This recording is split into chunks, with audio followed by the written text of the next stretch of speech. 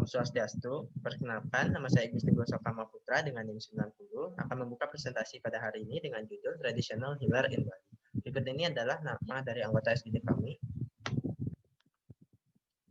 Nah, langsung ke introduction, di mana Indonesia merupakan negara yang memiliki tingkat kepercayaan tinggi terhadap traditional medicine, di mana 30% dari orang Indonesia mencari traditional medicine sebagai sarana untuk pengobatannya.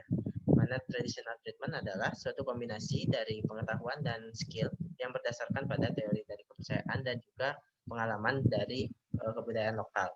Di Bali sendiri, traditional treatment juga masih menjadi suatu metode pengobatan yang dianggap sebagai utama. Nah, di mana seseorang yang melakukan pengobatan tradisional, khususnya di Bali, disebut dengan Balian. Balian itu sendiri adalah seseorang yang dipercaya memiliki suatu kekuatan untuk mengobati suatu penyakit. Adapun 4 jenis dari Balian, yaitu Balian Pentaxon, Balian Kapican, Balian Lusada, dan juga Balian Campuran, di mana keempat Balian ini memiliki metode pengobatan yang berbeda-beda. Adapun rumusan masalah dari presentasi kami seperti di slide. Dan adapun tujuan dari presentasi kami. Yang dari saya bisa dilanjutkan oleh teman saya. Kenalkan, nama saya Agina Tania dengan 3 digit yang terakhir 107. Jadi di sini saya akan menjelaskan mengenai definisi. Seperti yang tadi dikatakan oleh teman saya, traditional healer di Bali disebut sebagai Balian, di mana Balian itu adalah orang-orang yang memiliki kemampuan untuk menyembuhkan orang lain. Dan biasanya bisa dilakukan dengan berbagai macam metode tergantung jenis dari Baliannya. Ada yang bisa menggunakan objek, ada juga dengan kekuatannya tersendiri, atau juga dengan menggunakan tumbuh-tumbuhan. Selain itu, biasanya treatment yang diberikan oleh Balian sendiri disebut sebagai usada, di mana usada merupakan the knowledge dari Balinese traditional healing. Dan ini biasanya merupakan main konsep atau konsep yang merupakan sumber dari cara untuk menyembuhkan penyakit-penyakit yang bermacam-macam. Sekian dari saya, teman saya. Terima kasih.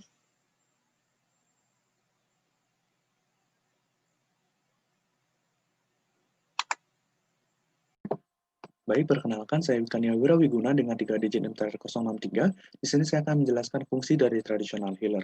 Fungsi dari traditional healer dapat dibagi menjadi 2 secara garis besar. Yang pertama yaitu sebagai media penyembuhan dan juga konsultasi kesehatan, khususnya untuk penyakit maupun gangguan kesehatan yang tidak dapat dijelaskan dan juga disembuhkan dengan pengobatan medis. Kemudian yang kedua, sebagai media implementasi dari konsep back to nature atau kembali ke alam yang masih tinggi di masyarakat, di mana masyarakat, khususnya masyarakat Bali, masih mempercayai penggunaan ramuan-ramuan herbal yang biasa digunakan sebagai sarana penyembuhan pada traditional healer. Sekian dari saya, terima kasih. Terusnya, perkenalkan nama saya Kevin dengan NIM digit 253. Jadi, saya di sini untuk membahas tentang types of traditional healers in Bali. Jadi, pertamanya ialah usada. Usada itu by learning ataupun Pentaxon. Usada ini diintake dengan dokter. Pentaxon ini yang diperoleh sewaktu-waktu, iaitu dengan kekuatan magis. Kemudian ada generalis dan spesialis. Generalis dia umum, kayak dokter umum, dan spesialis adalah spesialis tulang, persalinan, marabel dan sebagainya. Kemudian ada penengan seperti dokter atau pengiwa. Contohnya kalau di desa, Molibli atau hadis buka warung, tidak ada pelanggan, minta pelaring kebalian. Tapi ini yang suka tidak disadari, dan kalau digunakan seperti itu, malah airnya bisa nyelip. Jadi ini merupakan tiga types of traditional healers in Bali. Jadi sekian dari saya, terima kasih. Baik, selanjutnya saya Maria Elizabeth Selvina dengan 3 digit yang terakhir 173. Di sini saya akan menjelaskan tentang konsep tradisional dari sehat dan juga penyakit yang dianut oleh orang-orang yang mempercayainya. Yang pertama, dari konsep kesehatan itu sendiri merupakan suatu statement atau pernyataan bahwa hidup itu bebas dari penyakit dan juga kelainan. Yang kedua adalah suatu bentuk kepercayaan yang menyatakan bahwa individual itu dapat beradaptasi dengan segala kesulitan yang ada di dunia. maupun hidupnya. Lalu yang ketiga adalah pernyataan tentang keseimbangan atau equilibrium yang menyatakan bahwa individu itu dapat beradaptasi atau mempertahankan keseimbangan dirinya dengan dirinya sendiri, dengan lingkungan fisik, dan juga dengan lingkungan sosialnya. Lalu yang kedua adalah konsep tradisional dari penyakit atau sickness, di mana orang-orang mempercayai bahwa penyakit atau sickness itu merupakan tidak adanya keseimbangan antara fisik, pikiran, dan juga spiritualitas sebagaimana yang dipercayai oleh sebagian masyarakat yang ada di Bali. Sekian dari saya, mungkin akan dilanjutkan oleh teman saya. Perkenalkan, nama saya Kade Herdana Fildan dengan NIM akhiran 059. Jadi selanjutnya saya akan membahas mengenai metode diagnosis yang digunakan oleh traditional healer, dalam hal ini adalah Balian. Jadi mula-mula Balian akan meminta pasien untuk menceritakan mengenai hidupnya hingga terkena penyakit. Kemudian Balian akan mendengarkan dengan cara seksama dan juga menanyakan beberapa hal untuk mendapatkan data mengenai diagnosis penyakitnya. Lalu Balian juga akan mengamati perilaku dari pasiennya. Setelah mendapatkan informasi yang cukup, maka Balian akan menjelaskan mengenai hubungan antara penyakit dengan kultur yang berada di Bali. Jadi sebagai contohnya adalah masyarakat Bali percaya bahwa penyakit mental disebabkan karena pasien kerasukan oleh roh-roh halus. Balian juga akan menggunakan ramalan dalam mendiagnosis penyakit ini. Sekian dari saya, bisa dilanjutkan oleh teman saya. Perkenalkan dok, nama saya Sandra dengan 3 digit NIM terakhir 158 dan saya akan melanjutkan dengan konsep terapi daripada Balian atau Traditional Healer in Bali. Jadi pada konsepnya ini sendiri adalah kita bisa bagi 3 secara umum, yaitu secara kausatif, simptomatis, dan maupun suportif, yang mana dari pihak healernya ini sendiri akan mengkombinasikan penggunaan white magic, kemudian adanya upacara agama, penggunaan air suci, hingga massage, dan juga adanya penyaluran energi positif kepada pasien. Untuk outputnya ini sendiri atau luarannya adalah pada akhirnya untuk menjaga kondisi yang seimbang supaya pasien bisa sembuh dari penyakitnya dan menjadi sehat.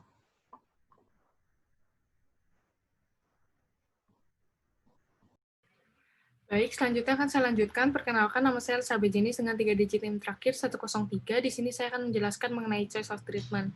Jadi pengusada sendiri mengobati pasien menggunakan cara meditasi dan juga transfer energi. Selain itu juga bisa dilakukan pengaktifan cakra dan juga penghidupan karakter pada diri pasien, biasanya menggunakan dasa bayu dan juga kandapat.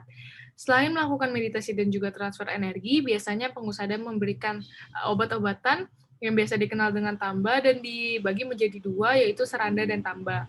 Untuk seranda sendiri itu adalah sarana penghubung kekuatan Balian dengan penyebab penyakit pasien, sedangkan untuk tamba sendiri itu adalah sesuatu yang diberikan kepada pasien untuk mengobati penyakit tersebut. Untuk bahan-bahan yang biasa digunakan untuk membuat tamba itu adalah hewan, tumbuhan, mineral, dan juga mustika. Untuk mustika sendiri itu berarti benda yang disucikan atau dilambangkan dengan kekuatan Tuhan.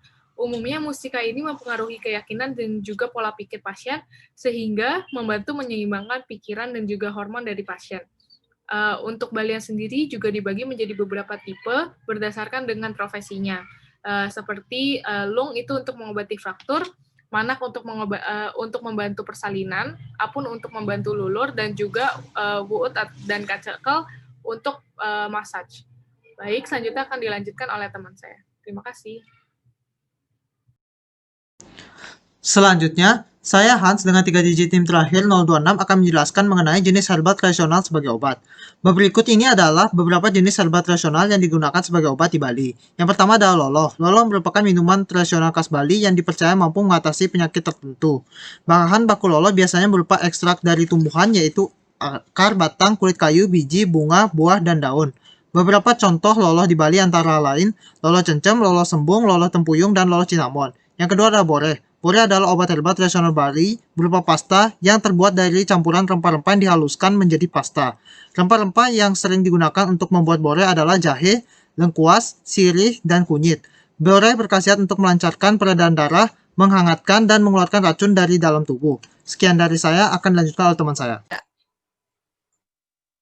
Perkenalkan, saya Vita Ruribela Lengari dengan 3 digit NIM terakhir 038. Di sini saya akan menjelaskan mengenai tipe obat herbal tradisional Bali. Yang pertama adalah sembar atau simbu, di mana ini dalam penggunaannya, ini merupakan ramuan yang dalam penggunaannya dengan cara mengunyah hingga lumat, kemudian disemburkan langsung pada daerah yang akan diobati. Contohnya adalah kemiri, campuran dari kemiri, beras yang direndam, dan juga bawang merah yang dibakar, digunakan untuk mengobati sakit pinggang. Selanjutnya adalah tutup, di mana ini ramuan yang diambil dari saripati dan dalam penggunaannya diteteskan. Contohnya adalah Visalis Amulet, digunakan untuk mengobati sakit telinga. Selanjutnya adalah tampel atau tempel, di mana dalam penggunaannya itu dengan cara menghaluskan, kemudian ditempelkan pada bagian yang akan diobati. Contohnya carica papaya gendang, di mana ini digunakan untuk mengobati gigitan serangga. Sekian penjelasan mengenai tipe obat herbal tradisional akan dilanjutkan oleh teman saya.